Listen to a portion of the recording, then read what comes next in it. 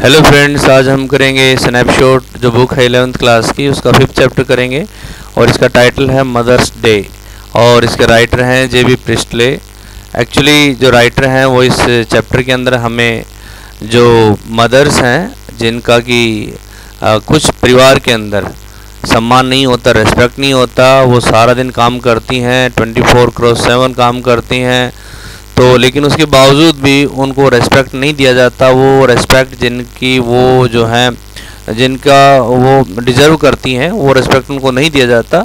उसी को हाईलाइट करने के लिए उस पर्टिकुलर इश्यू को जो है फैक्ट को हाईलाइट करने के लिए इसमें बताया गया है और मदर्स डे इसका टाइटल है। तो आज ही हम इसको स्टार्ट करते हैं। तो इसमें क्या होता है, the following play is a humorous portrayal of the status of mother in a family। ये है प्ले जो है ये एक फैमिली के अंदर जो मदर्स का जो स्टेटस है उसका ह्यूमरस पोर्ट्रेल है। ह्यूमरस का होता है एक फ़नी तरीके से उसको पोर्ट्रेट किया गया है, एक्सप्लेन किया गया है। Let's reads on to see how Mrs. Pearson's family reacts when she tries to stand up for her own rights। इसमें पढ़ेंगे, हम जानेंगे कि मिसेस पियर्सन की जो फैमिली है वो किस तरीके से रिएक्ट करती है जब वो अपने राइट्स के लिए अपनी वॉइस को रेज करने का प्रयास करती है, तो उस समय उसकी जो फैमिली है वो कैसे रिएक्ट करती है। अगर हम इसमें कैरेक्टर्स की बात करें तो मिसेस एनी पियर्सन है जो कि सेंट्रल कैरेक्टर है इस कहानी में। एनी पियर्सन जो है वो एक प्रकार के टिमिड लेडी है। टिमिड का मतलब होता है थोड़ी सी सबमिसिव किस्म की लेडी है और वो दूसरों की बात को आराम से मान लेती है। इसके जो फैमिली मेम्बर्स हैं इसको ऑर्डर देते रहते हैं और ये हर ऑर्डर को बिना किसी सवाल जवाब के पूरा करती रहती है और इसी के कारण ये मन में बहुत ज़्यादा दुखी रहती है, लेकिन कभी किसी को कुछ नहीं कहती। George Pearson is the husband of Mrs any Pearson और ये जो है एक तरीके से ड्रंकर्ड हैं और बाहर पब में जाते हैं, वहाँ शराब पीते हैं, मोटे हैं और लोग इनका मजाक उड़ाते हैं, इनके जो साथी होते हैं, लेकिन ये इन पर कोई इनकी सेहत पर कोई फ़र्क नहीं पड़ता। इसके बावजूद भी वहाँ पर जाते हैं बार में रोज़ ड्रिंक करने के लिए। इसके बाद हम अगर बात करें Doris Pearson and Cyril Pearson, ये दोनों बच्चे हैं, एक लड़की एक लड़का है। ये Mrs Pearson and mister Pearson के जो हैं बच्चे हैं और मिसेस फिट्जरैल्ड जो है इनकी नेक्स्ट डोर नेबर है, इनकी पड़ोसन है मिसेस फिट्जरैल्ड।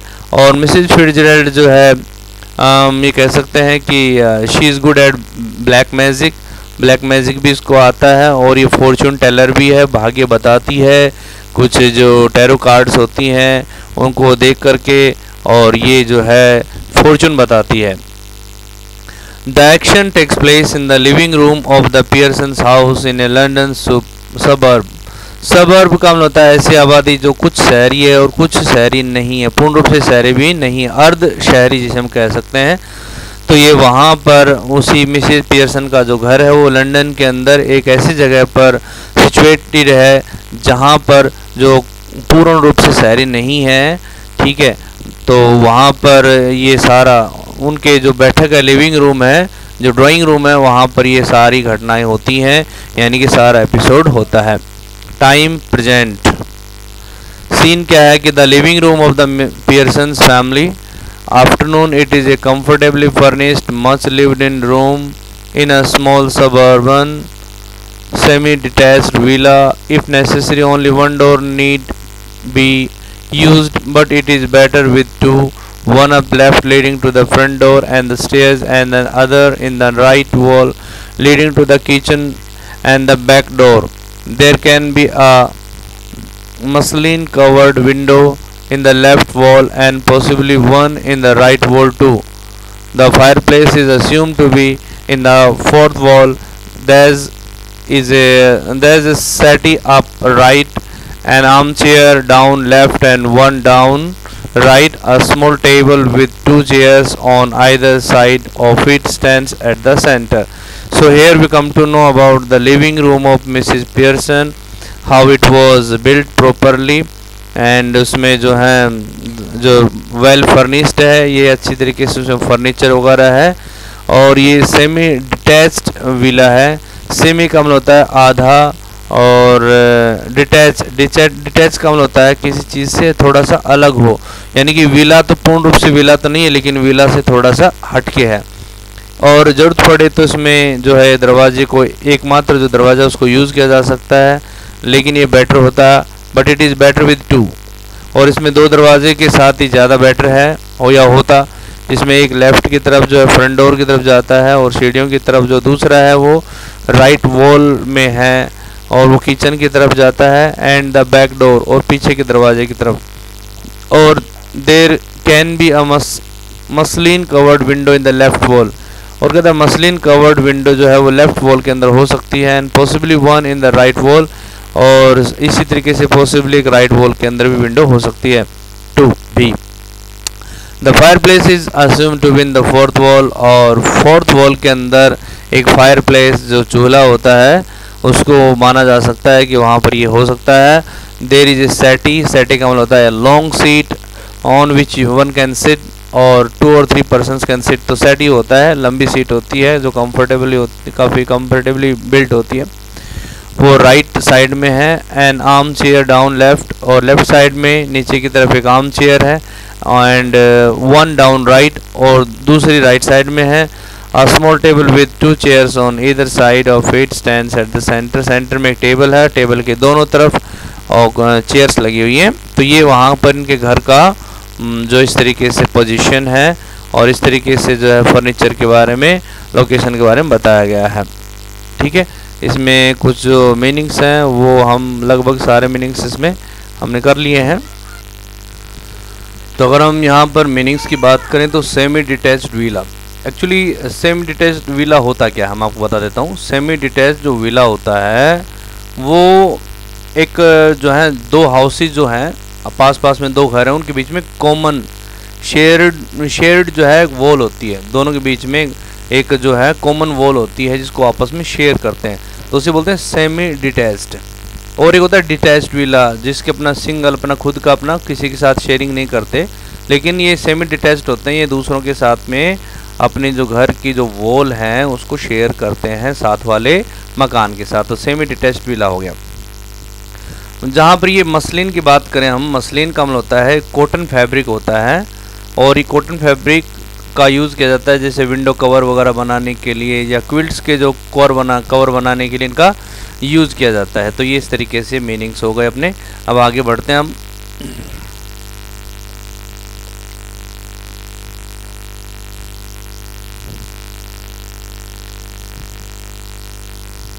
देखिए, when the curtain rises it is an afternoon in early autumn and the stage can be well lit।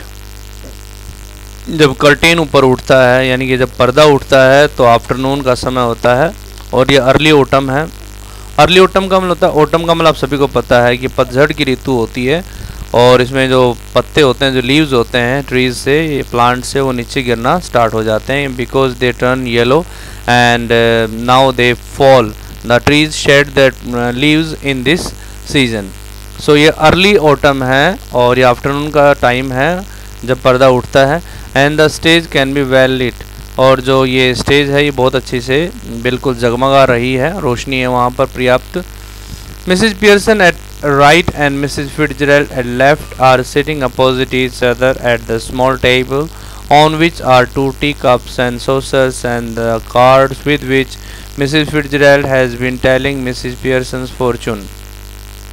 और बीच में वहाँ पर एक सेंटर टेबल है, दोनों तरफ चेयर्स हैं, और मिसेस पियर्सन जो है वो लेफ़्ट साइड में बैठी हुई है, मिसेस फिट्जरैल्ड जस्ट उसके सामने अपोजिट जो है वो राइट साइड में, मिसेस फिट्जरैल्ड लेफ़्ट साइड में बैठी हुई है, और मिसेस पियर्सन जो है वो राइट साइड में बैठी हुई है, और उनके बीच में एक छोटी सी मेज है, टेबल है, राउंड टेबल है, ऑन विच, और जहाँ पर कुछ टी कप्स रखे हुए हैं, कुछ प्लेटें हैं, कुछ कार्ड्स हैं। कार्ड्स का मतलब टैरो कार्ड्स जिनसे भविष्य वगैरह बताते हैं, फॉर्चून बताते हैं, वो कार्ड्स वहाँ पर रखी हुई हैं, जिसके साथ में मिसेस फिट्जरैल्ड जो है वो मिसेस पियर्सन के फ्यूचर बता रही है, फॉर्चून बता रही है। Mrs Pearson is a pleasant but worried looking woman in her 40s।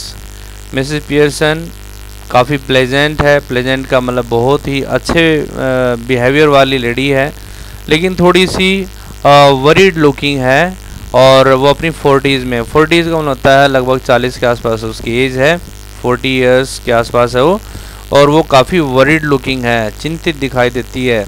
Mrs Fitzgerald is older, heavier and a strong and sinister personality.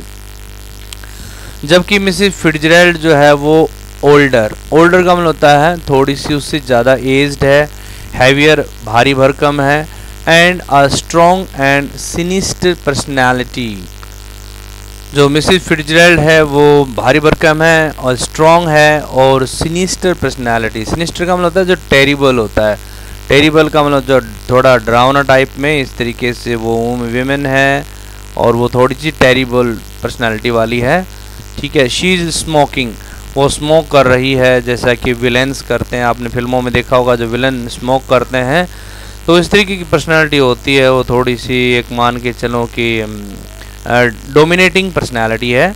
It is very important that these two should have sharply contrasting voices, और ये बहुत important है कि इन दोनों की जो personalities हैं ये काफ़ी कंट्रास्टिंग है। एक तरफ जो फीबल वॉइस है, एक सबमिसिव लेडी है, दूसरी डोमिनेटिंग है। Mrs Pearson speaking in a light florid sort of tone with a touch of suburban cockney perhaps, and Mrs. Fitzgerald with a deep voice rather Irish perhaps। इन दोनों की जो personality है उसमें दिन और रात का अंतर है। They are poles apart in their personalities. Mrs Pearson जो है वो थोड़ी सी सबमिसिव लेडी है, सबमिसिव का मतलब दब्बू किस्म की है, और जो दूसरी साइड में जो मिसिस फिट्जरैल्ड है वो एक डोमिनेटिंग लेडी है, उसकी वॉइस के अंदर एक वेटेज है, ऐसी वो लेडी है।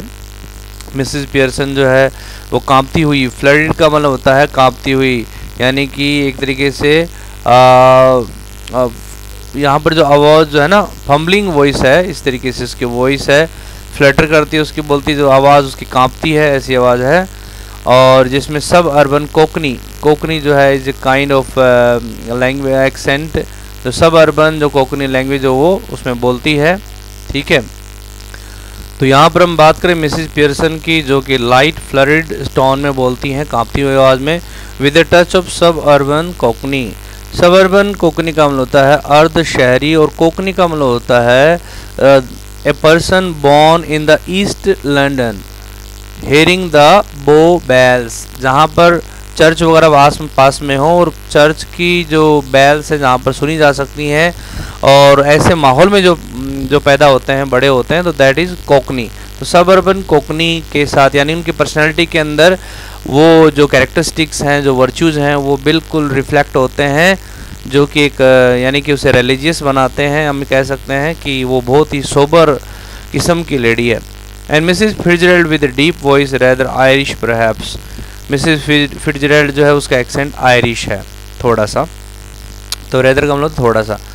Mrs Fitzgerald collecting up the cards and tell that's all I can tell you. तो वो कार्ड्स को कलेक्ट करते हुए कहती है कि मैं इतना ही मैं तुम्हें बता सकती हूँ। Mrs Pearson could be a good fortune, could be a bad one, all depends on yourself now, make up your mind and there it is। Mrs Fitzgerald Mrs Pearson को इन्फॉर्म करती है, बताती है on the behalf of the tarot cards that it can be good और bad fortune but it totally depends on you, mean to say just make up your mind and it will be according to you, mean to say your future would be according to your own will, यानी कि अच्छा और बुरा जो भाग्य है तुम्हारा, जो फॉर्चून है, वो तुम्हारे माइंड के ऊपर डिपेंड करता है। किस तरीके से तुम चीज़ों को डील करती हो, ये उस पर डिपेंड करता है। मिसिस पियर्सन बोलती है, yes thank you Mrs Fitzgerald, I am much obliged, कि वो उसको थैंक्स कहती है मिसिस फिट्जरैल्ड को मिसिस पियर्सन, और बोलती है थैंक यू, आपका बहुत बहुत धन्यवाद। Mrs. Fitzgerald, I am much obliged. I'm sure it's wonderful having a real fortune teller living next door. Did you learn that out east too? अब जो मिसिज पियर्सन है वो उसको थैंक्स बोलती है मिसिज फिट्जरैल्ड को और कहती है कि मैं बहुत ज़्यादा एहसानमंद हूँ आपकी, I am much obliged, I am grateful to you and I am sure कि आप जैसे फॉर्चून टेलर को हमारे पड़ोस में एक पड़ोसी के रूप में देखना बहुत सौभाग्य की बात है मेरे लिए, बहुत अद्भुत बात है। Did you learn that out east too, कहता है कि आपने ये जो इस प्रकार का जो फॉर्चून टेलिंग का जो आपने जो ये आर्ट है ये कहाँ सीखी, आपने शायद ईस्ट में सीखी होगी, ईस्ट का मतलब पूर्वी देशों में सीखी होगी। तो आप देख सकते हैं एक तरफ जो मिसेज फिट्जरैल्ड है, मिसेज फिट्जरैल्ड का जो फेस है आप देख सकते हैं काफ़ी टेरिबल लुकिंग है, काफ़ी हैवियर है, and the way she looks at Mrs Pearson shows that how dominating she is and the way she is wearing necklace and all this. Okay, so from her personality we can understand that she must be dominating lady. and Mrs. Pearson देख सकते हैं इसका जो face है काफ़ी sad है, और ये जो लेडी है ये थोड़ी सी सबमिसिव है।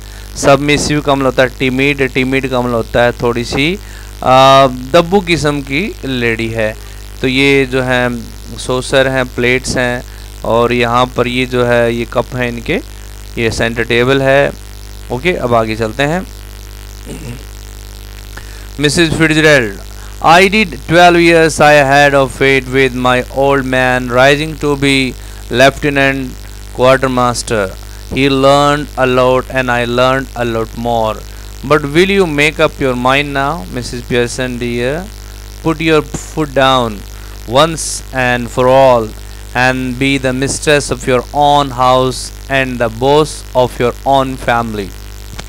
मिसेज फिट्जरैल्ड बोलती है कि हाँ मैंने ऐसा किया। 12 years back I learned this art with my husband and when he was promoted as lieutenant quartermaster and at that time I learned this art. He also mean to say इसका husband भी जानता था और ये उससे भी ज़्यादा इसने जाना सीखा, लेकिन वो उस पर कॉन्सेंट्रेट करती है मिसेज पियर्सन के ऊपर और बोलती है कि अब तुम जो अपने माइंड को जो है मेकअप कीजिए, ठीक है, एक बार आपने जो स्टेप लीजिए, आफ्टर उसके बाद में अपने घर की आप मालकिन बन जाएंगी, बॉस बन जाएंगी, ठीक है। मिसेस पियर्सन बोलती है smiling apologetically, that's easier said than done, besides I am so fond of them even if they are so thoughtless and selfish they don't mean to be. लेकिन अब मिसेस पियर्सन की जो feelings है अपने परिवार के लिए वो स्माइलिंग अपोलोजेटिकली का मतलब होता है थोड़ा सा सॉरी फील करते हुए कहती है कि हाँ कहना तो आसान होता है लेकिन करना इतना, that's easier said than done. कहता है कि कहना आसान है, करना थोड़ा कठिन है। इसके अलावा बिसाइड्स, यहाँ पर जो बिसाइड्स है देख सकते हैं आप, ये जो बिसाइड्स है इसमें अगर हम एस लगा देते हैं तो इसका मतलब होता है इन एडिशन टू, बिसाइड्स के अलावा, ठीक है। और एक होता है बिसाइड, BESIDE, इसमें एस हटा देंगे इसका मतलब होता है के साथ, और बिसाइड्स का मतलब होता है के अलावा, बिसाइड्स, ठीक है। इन स्पाइट ऑफ, या बिसाइड्स का मतलब होता है इन स्पाइट ऑफ, और बिसाइड का मतलब होता है इन एडिशन टू। तो यहाँ पर होता है बिसाइड्स का मतलब इन स्पाइट ऑफ, के बावजूद। तो यहाँ पर क्या कह रही है ये कह रही है कि बिसाइड्स, इसके अलावा मैं इतनी ज़्यादा उनकी फॉन्ड का मतलब होता है कि I love them too much although they are thoughtless and selfish but still I love them, mean to say I love my family members a lot and I can't think of going against them. तो यहाँ पर हम समझ सकते हैं कि Mrs Pearson जो है वो अभी भी अपने जो फैमिली मेम्बर्स हैं उनको किसी प्रकार से परेशान नहीं करना चाहती। वो बहुत ज़्यादा सबमिसिव है, बहुत ज़्यादा जेंटल है, और because of his gentle behaviour और polite behaviour she is not given due respect which she deserves. Okay, तो उसे मिलता नहीं वो चीज़। मिसेज फिट्जरैल्ड बोलती है कटिंग इन का मतलब उसकी बात को बीच में काटते हुए टोकते हुए बोलती है मे बी नॉट, हो सकता है ऐसा ना हो, but it would be better for them if they learn to treat you properly. कहता है कि मीन टू से हो सकता है उनके साथ इस प्रकार से बिहेव करने की जरूरत नहीं है, लेकिन एक अच्छी बात है कि उनको ये तो चीज़ सीखनी चाहिए कि वो किस तरीके से तुम्हारे साथ ट्रीट करें। अच्छे से ट्रीट करना तो उनको ज़रूर सीखना चाहिए। मिसेस पियर्सन बोलती है कि yes I suppose it would in a way, हाँ एक तरीके से ऐसा होगा, ये एक तरीके से ऐसा काम करना चाहिए, ऐसा तो होना ही चाहिए। Mrs Fitzgerald no doubt about it at all, इसमें बिल्कुल भी डाउट नहीं है। Who is the better for being spoiled, grown man, lad और girl? Mrs Fitzgerald is asking Mrs Pearson about her family members. Who is the most spoiled, यानी सबसे ज़्यादा बिगड़ा हुआ कौन है? Who is the better for being spoiled, grown man यानी कि उसका हस्बैंड है, लड़का है कि लड़की है, इन तीनों में से कौन है जिसको सुधारना चाहती है, जो कि अभी स्पॉइल्ड है? नोबडी, कोई नहीं है। You think it does them good when you run after them all the time, take their orders as if you were the servant in the house, stay at home every night while they go out enjoying themselves, never in all your life. Mrs. Fitzgerald now taunting Mrs. Pearson कि तुम जानती हो ना कि it does them good, कितना उनको कितना फ़ायदा होता है, तुम सारा दिन उसके आगे पीछे घूमते रहती हो, उनके ऑर्डर्स लेती रहती हो एक सर्वेंट की तरह घर में, है ना, तुम घर पे रहती हो रात के समय और वो बाहर जाकर एंजॉय करते हैं, ठीक है, तो ये सब करेक्ट तुम्हारी वजह से हो रहा है सारा। Never in all your life, और तुम कभी बाहर नहीं गई। It is the ruin of them as well as you, ये कहता है कि उनका भी, इट इज़ द रूइन, ये उनकी भी बर्बादी है और तुम्हारी भी है। कहने का मतलब ये उनको भी एक तरीके से वो भी बिगड़ रहे हैं और तुम्हारा भी इसमें बुरा हो रहा है, यानी कि तुम भी एंजॉय नहीं कर पा रही हो ना।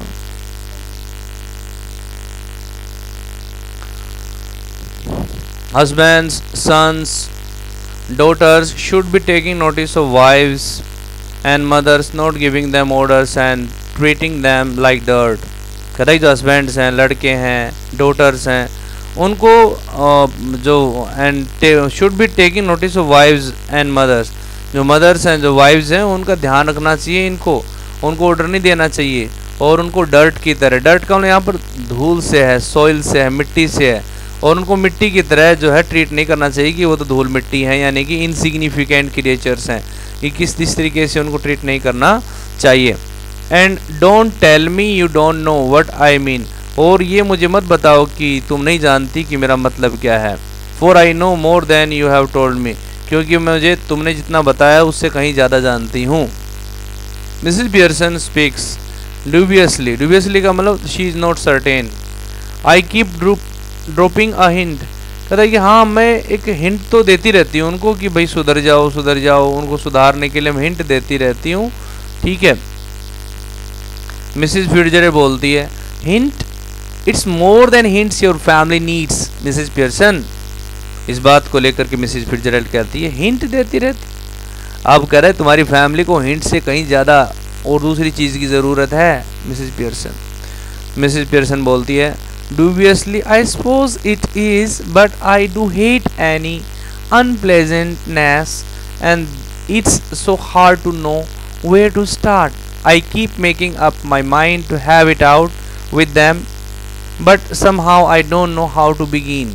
She glances at her watch or at a clock. Oh, good gracious, look at the time, nothing ready, and they'll be home any minute and probably all in a hurry to go out again. अब देखिए यहाँ पर क्या होता है कि Mrs Pearson जो है वो ड्यूबियसली, सस्पेक्टेडली, यानी doubtful manner she speaks, I suppose it is, हाँ मेरे हिसाब से इस चीज़ की ज़रूरत है, मेरा भी मानना है, लेकिन मैं कहता किसी प्रकार की जो अनप्लेजेंटनेस है, जो उनको अच्छा ना लगे, इस प्रकार के किसी रूड बिहेवियर से मैं हेट करती हूँ। And it's so hard to know where to start, और मुझे भी नहीं पता कि स्टार्टिंग कहाँ से करनी है, मेरे लिए बहुत दिक्कत वाली बात है कि कहाँ से स्टार्ट करना है। मैं मेरे माइंड को कहता है कि तैयार करती रहती हूँ ऐसा करने के लिए कि भाई कैसे उनके साथ डील करना है, इसके लिए माइंड मेकअप करती हूँ, but somehow I don't know how to begin, लेकिन फिर भी मुझे नहीं पता कि इसकी शुरुआत कैसे करनी है। शी ग्लांसेस, अपनी घड़ी की तरफ देखती है या दीवार घड़ी पे देखती है और बोलती है ओ गुड ग्रेशियस, हे भगवान, लुक एट द टाइम, समय तो देखो, टाइम तो देखो, कुछ भी तैयार नहीं है और वो घर किसी भी मिनट आ सकते हैं, शायद फिर आते ही सारे के सारे जो है ना, सभी जो फैमिली मेम्बर्स हैं वो बाहर जाने की जल्दी करेंगे। तो इस तरीके से हम देख सकते हैं कि जो मिसेस पियर्सन है, how conscious she is about her family members, and she is really worried about all those activities which are taking place in the home, and she is after the needs of the family members. She is fulfilling all the needs of our family members, and she remains busy doing household chores 24/7, but still she is neglected one in the family and given no respect by the family members, and just because of that she is worried and sad and disappointed, and that's why she shares all her pain and sufferings and worries with her next door neighbor named Mrs. Fitzgerald. तो friends, आपको समझ आया होगा जो कुछ मैंने आपको बताया, समझाया। अगर जो बाकी जो रेस्ट ऑफ द प्ले है, I will cover in next video, and I hope you must be getting line to line explanation. If you still have any problem, then please let me know. You can raise your queries through WhatsApp, you can call me up, and I welcome you all on my channel. And if you like my videos, then please subscribe. Don't forget to subscribe my channel and share with your friends. Thank you. Have a nice day.